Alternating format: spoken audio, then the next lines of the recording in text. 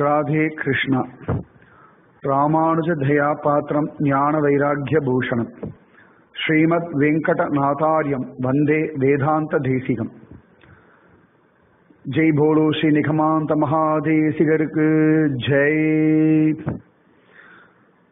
ஆச்சரியம் பெரியவாளுடைய வாக்கு சாதுரியம் அவளுடைய திருட வைராக்கியம் இந்த வைராக்கிய பஞ்சகம் ஒவ்வொன்றத்தையும் கேட்க கேட்க நமக்கு மனசுல ஒரு நல்ல திருடம் வந்துடும்.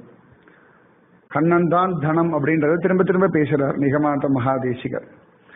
அப்ப கண்ணன் என்கின்ற ஒரு தனம் இருக்குன்ற ஒரு திருடம் வந்துடுத்தினாலே வைராக்கியம் வந்துடும். நம்மளே சாதாரணமா சொல்லுவோம் திட வைராக்கியமே இல்லை அப்படின்றோம். திடம் எங்க வரும்? மனசுல திடம் இருந்தா திட வைராக்கியம் வரும். மனசுக்கு எப்ப திடம் வரும்? கிருஷ்ணன் சாஸ்திரம் அவன் என் கூட இருக்கான்னா தானாவே திடம் வந்துடும் இல்லையா? கிருஷ்ணன் என் கூட இருக்கான்ற இந்த நம்பிக்கையே திடப்படும். திடப்பட திடப்பட வைராக்கியம் திடப்படும். புரியுறதா? ரொம்ப அழகா நிகமாந்த மகாதேசிகர் இந்த ஸ்லோகம் சொல்லலாம். ஷரீர பதனாவதி பிரபு நிஷேவனாபாதநாத் அபிந்தன தனஞ்சய பிரசமதம் தனம் தந்தனம் தனஞ்சய விவர்தனம் தனம் உதூட கோவர்தனம் சுசாதனம் அபாதனம் சுமனசம் சமாராதனம். ரொம்ப அழகா சொல்றார். அதாவது இந்த ஸ்லோகத்துல ஒரு 11 தடவை தனம் தனம் தனம் தனம் தனம் அப்படின்றார். நம்ம ரொம்ப அழகு. இது என்னன்னா வித்யாரண்யர் இந்த தனம் உங்களுக்கு வந்துடுத்துனா நீங்க நன்னா இருப்பீள், அதுக்காக ராஜசபைக்கு வாங்கோ அப்படின்னு கடுதாசி எழுதி அனுப்புறார். நிகமாந்த மகாதேசிகர் போயும் இந்த தனம்ன்ற ஒரு விஷயத்துக்காகத்தானே இத்தனை தூரம் பாடுபடுத்துறீர்கள் அப்படின்னு சொல்லி அந்த ஒரு ஸ்லோகத்திலேயே 11 தடவை தனம் சொல்றார். ஒரு ராத்திரிக்குள்ள கோடி பாடல்கள் எழுத முடியுமா? 5 கோடி பாடல் எழுத முடியுமா? அந்த மாதிரி ஒரு ராஜா கேட்க தமிழ் புலவர்கள்லாம் விடிய விடிய விடிய உட்காந்து எழுதுற யாராலும் எழுத முடியல. அப்ப ஔவை பாட்டி வந்துட்டாலாம். என்ன விஷயம் அப்படின்னு இந்த மாதிரி இத்தனை கோடி பாட்டு எழுதணும் அப்படின்னாரு. அவ்வளவுதான் சொல்லி ஒரே ஒரு பாட்டுல கோடி கோடி கோடி கோடின்னு சொல்லி ஔவை பிராட்டி எழுதினா ராஜா அசந்து போயிட்டானா. அது சரித்திரம். நிஜமாவே இதெல்லாமே சரித்திரம். அவளுடைய சாதுரியம் எல்லாம் நம்ம மதிக்க கத்துக்கல. நமக்கு இன்னைக்கு என்ன எடுத்துனா வெளிநாட்டுக்காரனுக்கு மூளை ஜாஸ்தி அப்படின்ற ஒரு தப்பான ஒரு மாயையில மாட்டினுட்டோம். நம்ம பெரியவா அவ்வளவு அழகா விஷயங்கள் பேசியிருக்கா. சரியா?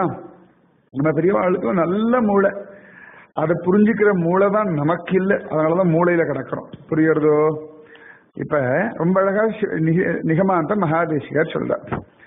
தனத்தை பத்தி சொல்லும்போது சொல்றார். ஷரீர பதனாவதி பிரபு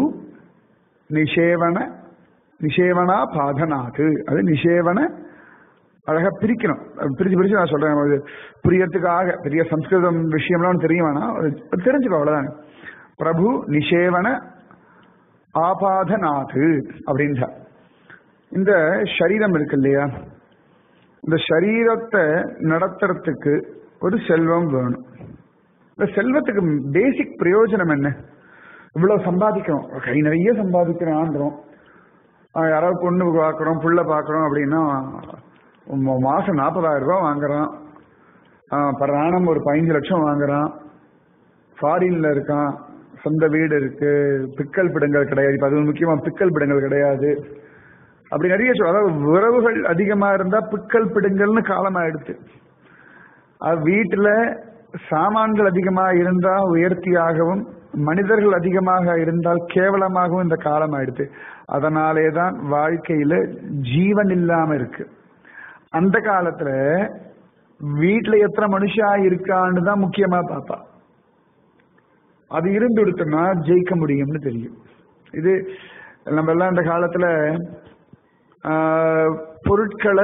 பொருட்களோட வாழ ஆரம்பிச்சிட்டோம், மனிதர்களை உபயோகப்படுத்திக்க ஆரம்பிச்சிட்டோம். அந்த காலத்துல மனிதர்களோட வாழ்ந்தார்கள், பொருட்களை உபயோகப்படுத்தினார்கள். புரிகிறதா? இப்ப நம்ம கிட்ட மொபைல் போன் இருக்கு, ஃப்ரிட்ஜ் இருக்கு, டிவி இருக்கு, லேப்டாப் இருக்கு, ஏசி இருக்கு, வாஷிங் மிஷின் இருக்கு. So we have started living with the things. we have started utilizing people. அந்த காலத்துல அப்படி இல்லை.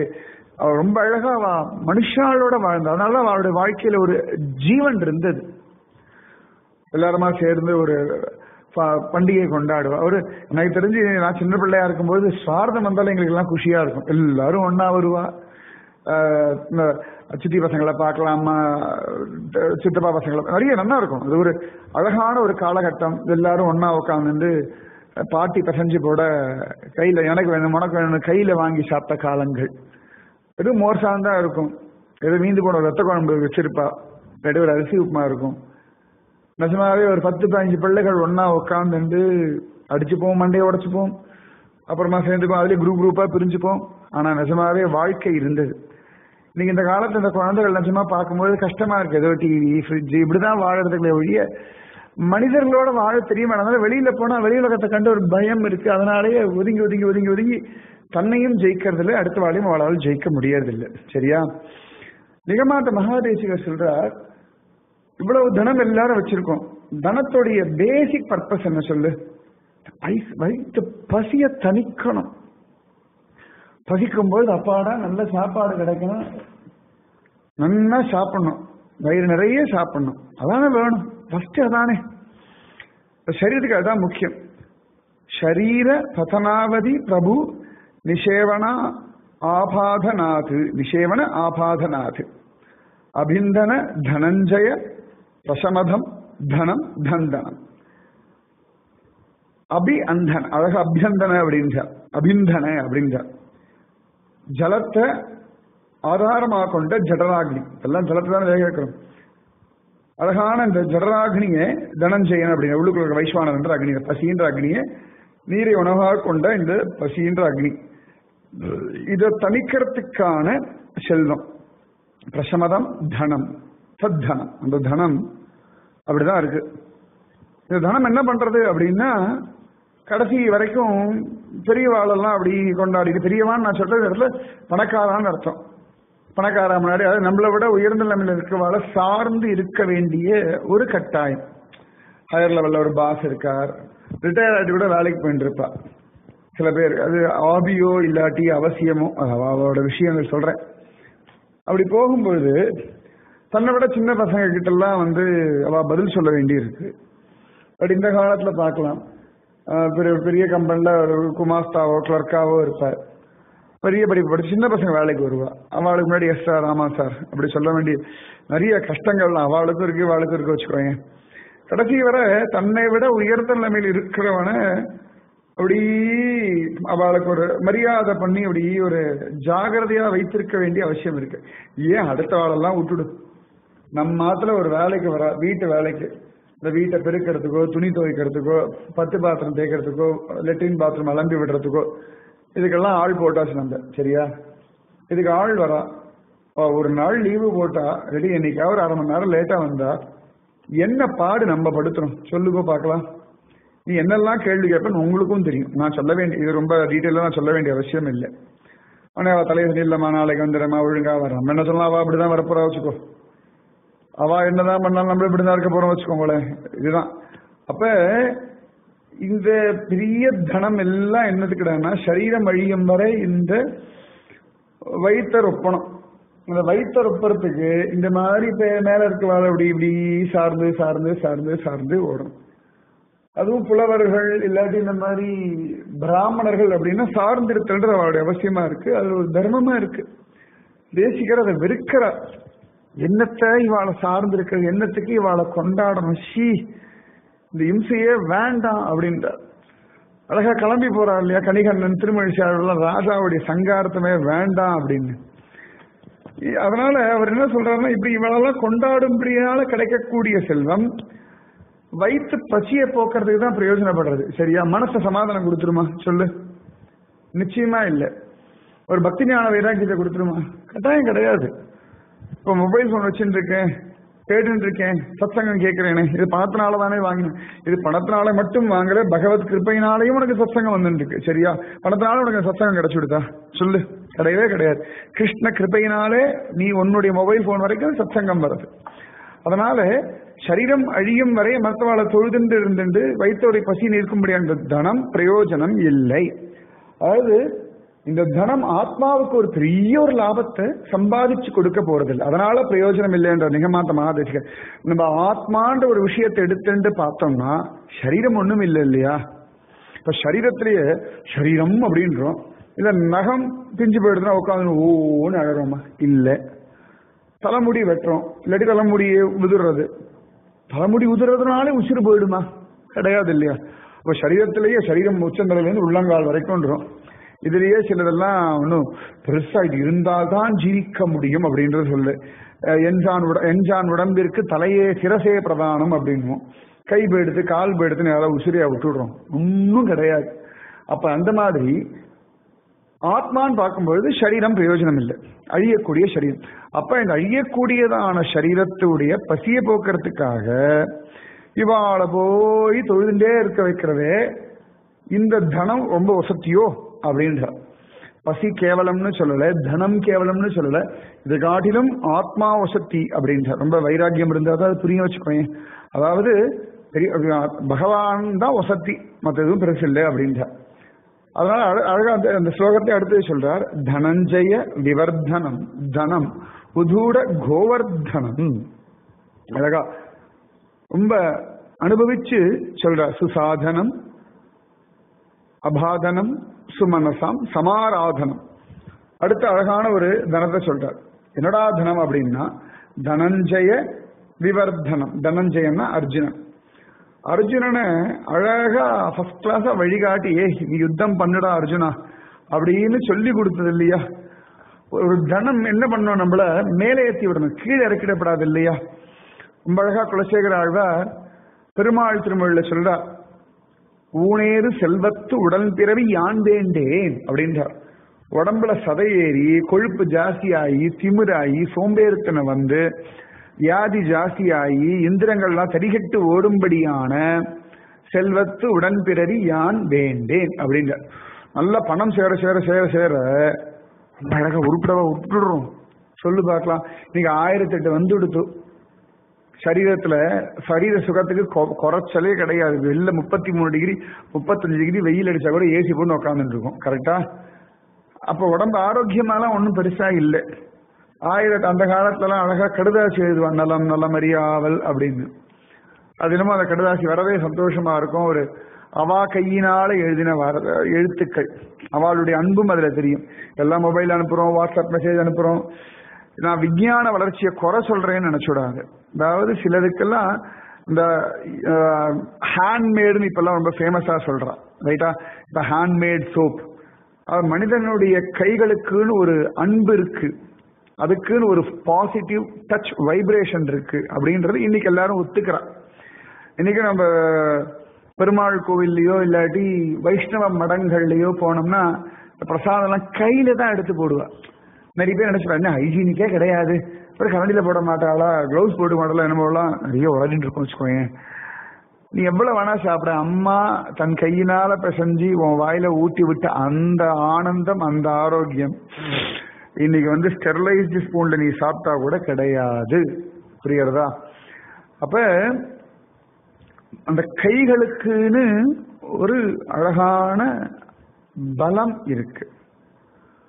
புரியுறதா உனக்கு? இது நல்லா புரிஞ்சுக்கணும். அப்பாடா அப்படின்னு அந்த ஒரு சுகம், அந்த ஒரு ஆனந்தம், அந்த ஒரு நிம்மதி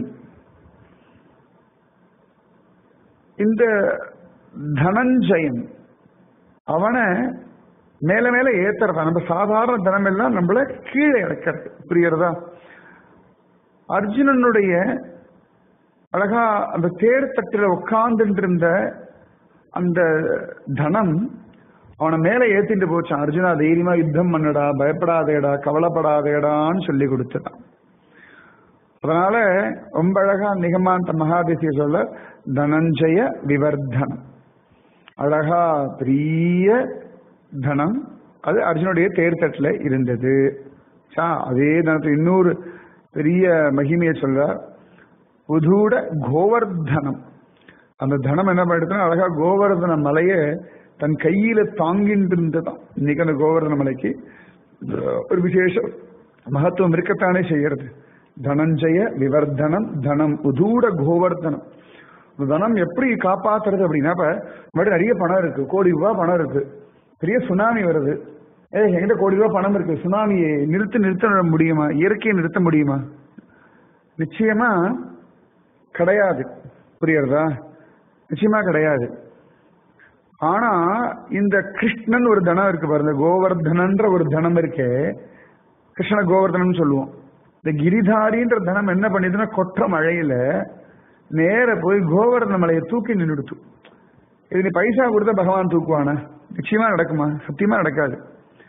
அப்ப இந்த கிருஷ்ணன்ற ஒரு தனம் இருந்தா, இந்த தனம் எப்பேற்பட்ட தனம்னா, அர்ஜுனுடைய தேர்தல நின்று அவனுக்கு பகவத்கீதைன்ற அழியாத தனத்தை கொடுத்த தனம்.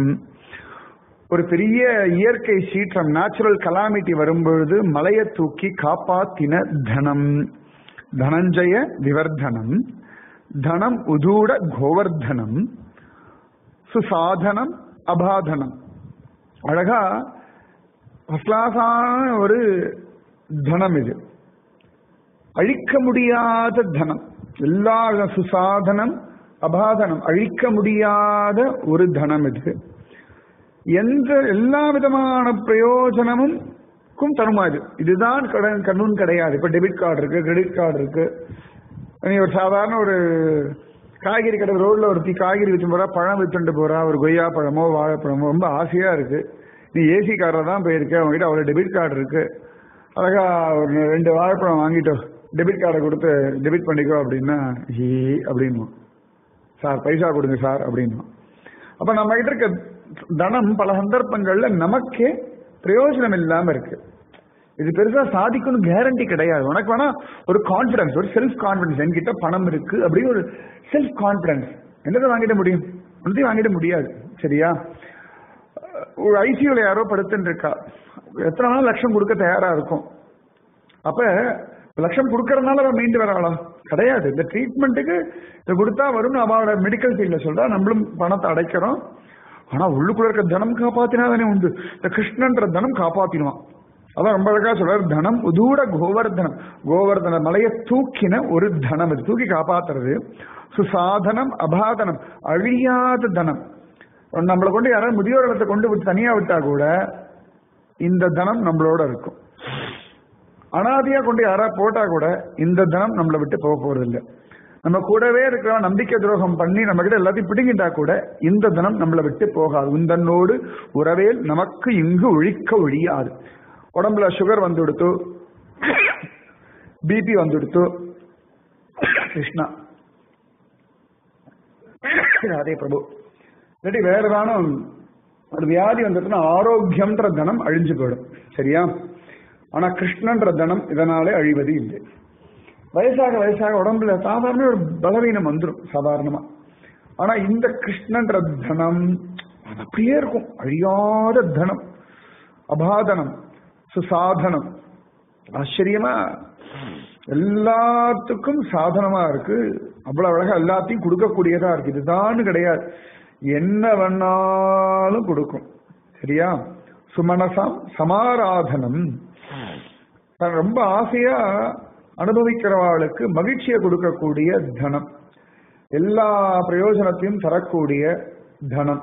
இதுதான் கிடைக்கும். தர்ம அர்த்த காம மோக்ஷா, அறம் பொருள் இன்பம் வீடுன்ற 4 விதமான தனத்தையும் தரும்படியான ஒரு தனம் யாரானா நம்ம கிருஷ்ணன்ற தனம். தனஞ்சய விவர்தனம் தனம் உதூட கோவர்தனம் சுசாதன அபாதனம் சுமனசாம் சமாராதனம். என்ன அழகு பாத்தியா? தனஞ்சய விவர்தனம் தனம் உதூட கோவர்தனம் சுசாதனம் அபாதனம் சுமனசாம் சமாராதனம். அப்ப இந்த தனம் இருக்கு, இப்பேற்பட்ட தனம் இருக்கும் பொழுது போயும் போயும் வயிற்று பசியை போக்குறதுக்காக இவன் ஒரு தடவை 100 ரூபாய் கொடுத்துட்டா வச்சுக்கலாம். மனுஷன் 1000 ரூபாய் கொடுத்தா அன்னைக்கு நன்றியே கிடையாது அவளுக்கு. அன்னைக்கு 1000 ரூபாய் கொடுத்தேன், அன்னைக்கு அந்த 1000 ரூபாய் கொடுக்கலன்னா இன்னைக்கு பிச்சை எடுத்துட்டு இருப்பா ரோட்ல. இவா கிட்ட வாங்குறது இம்சை, வாங்கின பிறகு இவா படுத்துற பாடு இம்சை. நீ எத்தனை தடவை சொல்லியிருப்ப, நீ தான் என்னமோ தூக்கி விட்டேன்னு சொல்லிட்டு இருப்பல்ல. நீ தூக்கி விடல, பகவான் தூக்கி விட்டான். அப்ப இந்த மனுஷாளுடைய கொடுக்கக்கூடிய ஒரு 5 ரூபா 100 ரூபாய் 5000 ரூபாய் 50000 ரூபாய் 50 கோடி ரூபாய் இருக்கும். அதுக்காக இவருக்கு முன்னாடி சலாம் போட்டு இருக்கிறதெல்லாம் இம்சை. கிருஷ்ணன்ற ஒரு தனம் இருக்கு, அழியாத தனம் இருக்கு. இது ஒண்ணுதான் உத்தமமான தனம் அப்படின்ற நீங்காத செல்வம். நிதிர் அவ்யயக, அழியாத தனம், பிக்சட் டெபாசிட், வைத்த மாநிதி. சரியா? அப்ப இந்த தனம் தான் உயர்ந்தது. நீங்க என்ன பண்ணணும்? நீ உங்ககிட்ட எவ்வளவு சொத்து அப்படின்னா, என்னுடைய சொத்து கண்ணனே அப்படின்னு சொன்ன. புரியறதோ? எவ்வளவு சொத்து வச்சிருக்கேன் நான் 1.5 லட்சம் கோடி பத்மநாபனுடைய தாசன். நான் பல கோடி பக்தர்களை வச்சுருக்கிற பாண்டுரங்கனுடைய தாசி. கோடி கோடி மன்மதர்களை ஒன்னா சேர்த்தா கூட சமானம் இல்லாத அப்பேற்பட்ட அழகுடைய பாங்கே பிகாரியினுடைய காதலி. நான் கிருஷ்ணனை முந்தாவில் முடிஞ்சு வச்சுருந்த கோடி விதமா அனுபவிச்ச மீராவுடைய வேலைக்காரி. இப்படி இதுதான் நம்முடைய தனம், இதுதான் ஆத்மஸ்வரூபம். புரிஞ்சுதா? அடியேன் ராமானுஜதாசன், அடியாள் ராமானுஜதாசி, இதானே தனம். நிகமாந்த மகாதேசிக ஸ்லோகத்தை சொல்றோம், அதானே தனம். நான் தேசிக சம்பிரதாயத்தை சேர்ந்தவன், நான் மணவாள மாமணிகள் சம்பிரதாயத்தை சேர்ந்தவன் அப்படின்னு சொல்றது தானே நமக்கு தனம். நான் இந்து அப்படின்றது தானே தனம். அப்ப அதனாலே இதுதான் தனம். புரியறதோ? அப்ப அழகான கிருஷ்ணன்ற ஒரு தனம் உங்ககிட்ட இருக்கு. உன் உடம்பு தான் ரதம், அதுல நீ தான் அர்ஜுனன், கிருஷ்ணன் தான் சாரதி. அந்த சாரதி கொற்ற மலையிலேருந்து கூட கோவர்தன மலையை தூக்கி காப்பாத்திடுவான். ஆச்சரியமா நல்ல மனசோட தியானம் பண்ணும்போது மகிழ்ச்சியை கொடுத்துருவான். எல்லா விதமான விஷயங்களையும் தரக்கூடிய ஒரு தனம், அழிக்க முடியாத தனம். அதுதான் உன்னுடைய கிருஷ்ணன். அப்ப ராத்திரி நன்னா தூங்கு, காத்தால நன்னா எழுந்துரு, கடமைகளை ஜாலியா பண்ணு, ஹாப்பியா இரு, ஹெல்த்தியா இரு, குழந்தைகள் போல குதூகலமா இரு. நீ தனவான், சரியா? நீ பணக்காரன், நீ பணக்காரி, நீ எந்த நிலைமையில இருந்தாலும் இந்த தனம் உன்னோட இருக்கு. புரியறதோ? சகாய நிதின்னு இப்ப நிறைய பரஸ்பர சகாய நிதிலாம் சொல்லுவா. அவிஜாத சகா அப்படின்றார் நாரதர். புரஞ்சன உபாக்கியான சொல்றார், அவிஜாத சகா, த அன்னோன் ஃப்ரெண்ட், த சுஹ்ருத், அவன் தான்.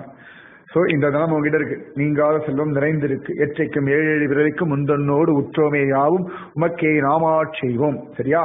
அப்ப அந்த தனம் இருக்கு. இனிமேல் ஜாலியா தான் இருக்கணும், வருத்தப்படப்படாது, புலம்பப்படாது, அழப்படாது. நீ பாடு இந்த தனத்தை வச்சு என்னெல்லாம் கிடைக்கும், என்ன அனுபவிக்கலாம்னு பார்த்துண்டு இந்த தனத்தினால் வரக்கூடிய பிரயோஜனங்கள் என்னன்னு லிஸ்ட் போடு. துருவன மாதிரி 5 மாசத்துல பகவான மனசுல கட்டி போடலாம். விதுரனை மாதிரி தன் வீட்டுக்கு வர வச்சு கூழ கொடுக்கலாம். திருமங்கை ஆழ்வார் போல கடிச்சு பார்க்கலாம். கோபிகள் போல ராசமாடி பார்க்கலாம். ருக்மிணி போல கல்யாணம் என்று பார்க்கலாம். தேவகி போல கர்ப்பத்துல சுமந்து அனுபவிக்கலாம். யசோதை போல பால் கொடுத்து அனுபவிக்கலாம். நந்தகோபர் போல இடைய பயலையன்னு கொஞ்சலாம். கோப குழந்தைகள் மாதிரி அவனோட மாடு மேய்க்கலாம். அவன் கடிச்ச கடலவருடைய வாங்கி கடிக்கலாம். இது போல நிறைய பிரயோஜனம் இந்த தனத்தினாலே உண்டு. என்னெல்லாம் அனுபவிக்க போறேன் நீ பாத்துக்கோப்பா, நீ பாத்துக்கோமா. அவ்வளவுதான். ராதே கிருஷ்ணா. ஜெய் போலோ நிகமாந்த மகாதேசிகருக்கு ஜெய்.